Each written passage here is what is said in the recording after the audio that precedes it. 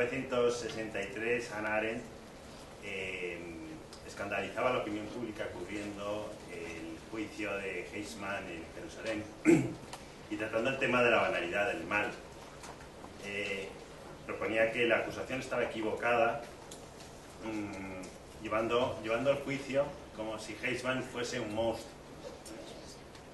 Lo caracterizó como un vulgar y simplón burócrata que pasaba las horas entre papeles en su despacho.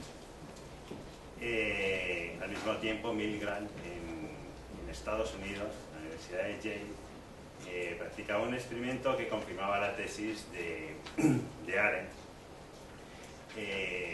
Cogía a dos alumnos, dos cobayas, uno hacía de profesor y otro hacía de alumno. El alumno lo llenaba de cables, lo sentaba en una silla, y el que hacía de profesor le daba la máquina que él llamaba máquina de descargas KLB, que no significa nada, con unas palancas. Entonces, el supuesto experimento era que el que estaba sentado en la silla tenía que recordar parejas de palabras. Y si fallaba, el que hacía de profesor tenía que suministrar una descarga eléctrica. Una descarga eléctrica que iba aumentando en intensidad según iba fallando. Milgram se asombró, lógicamente, esto era un montaje. El alumno no era más que un actor y desde luego no había descargas eléctricas. Pero el que hacía de profesor no lo sabía. Milgram se asombró de que la mitad de un pueblo de Connecticut, simplemente porque un hombre con una bata blanca les había dado esa orden, eran capaces hasta de llegar a matar a una persona. Todo esto lo digo porque nos han contado casos en Europa, en Estados Unidos, pero podemos pensar que esto es alta magistratura, que esto es Estrasburgo, esto es Bruselas, burócratas. No, esta es la vida ordinaria. Esto es un tema muy importante y que desgraciadamente se trata poco en los medios de comunicación, porque el derecho configura la vida. Configura la vida y nos da un marco en el que personas que no tienen por qué ser malas, porque hay muy pocas personas malas, en un marco inmoral terminan haciendo acciones inmorales. Con naturalidad, un Eichmann, un burócrata. Y no pensemos tampoco en actuaciones espectaculares, en cambios drásticos de legislación. Tenemos aquí en España, por no irnos a ejemplos como en el Reino Unido, pues traslaciones de esas políticas de no discriminación y de odio en actuaciones pues como las campañas habituales contra el Día del Padre, ¿no? Porque pueden discriminar, pueden trasladar malestar a quien no puede celebrarlo. La eliminación del libro de familia. El cambio de padre y madre por progenitor A y progenitor B, que parecen medidas administrativas e inicuas, pero que suponen eliminar barreras para configurar una nueva realidad. ¿Por qué funciona? Funciona porque están atacando lo que podríamos llamar una nueva religión, lo que Gotche llamó la sacralización de los derechos humanos. Una religión que, curiosamente, sustituye al cristianismo una vez que desaparece. Esos derechos humanos que, arrancado el cristianismo, arrancado ese alma unificadora, se quedan dispuestos con tres elementos que compiten entre ellos. Y son tres elementos buenos. En su origen son santos, tienen un fundamento en la realidad espiritual y cristiana de la persona. Arrancada ese alma, se quedan como elementos competitivos, hasta tal punto que se les puede aplicar la máxima mercantilista de bueno, rápido, barato, elige dos. Todos lo experimentamos, desde el fontanero hasta las compañías de teléfonos. No es posible los tres juntos. Cuando resumimos los derechos humanos en esas tres famosas palabras, libertad, igualdad y fraternidad, nos quedamos igual. Elige dos. Tanto las leyes antidiscriminación como los discursos del odio atacan a la igualdad, a la fraternidad y por lo tanto el gran perjudicado en este caso, pues, como nos han contado, son los temas de libertad. Libertad de expresión, libertad de religión, libertad de asociación.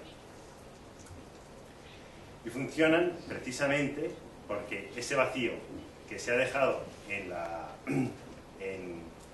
configuración de la sociedad, ni siquiera hace falta ser cliente, simplemente culturalmente, pues se ha llenado con esta pseudo-religión.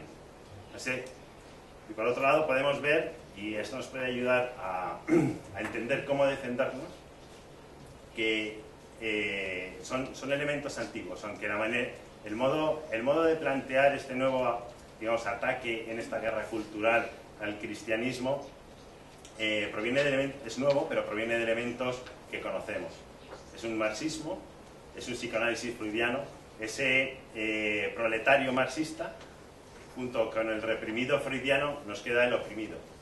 Ya no oímos proletarios del mundo, o lo que oímos son oprimidos, y una manera de meter en clases marxistas, pero ya no son clases sociales, sino son grupos, pero que reciben al final el mismo tratamiento. ¿Cómo funciona? Soy poco amigo de las teorías conspiratorias, o sea que da igual si son acciones organizadas o no, vemos que el sustrato es común en todos, ya sean movimientos feministas, agresivos, movimientos de laicismo, o quizá el que nos ha tocado ahora vivir más agresivamente, que es el homosexualismo, ¿no? Que no hay que confundir pues, con las personas homosexuales. En 1988 se reunieron cerca de Washington 175 activistas homosexuales para diseñar lo que sería la campaña de concienciación y venta de la homosexualidad en Estados Unidos. Y lo hicieron programadamente y siguiendo unos pasos que unos han cumplido y otros no, pero que tienen su hoja de ruta. Y todos se basan en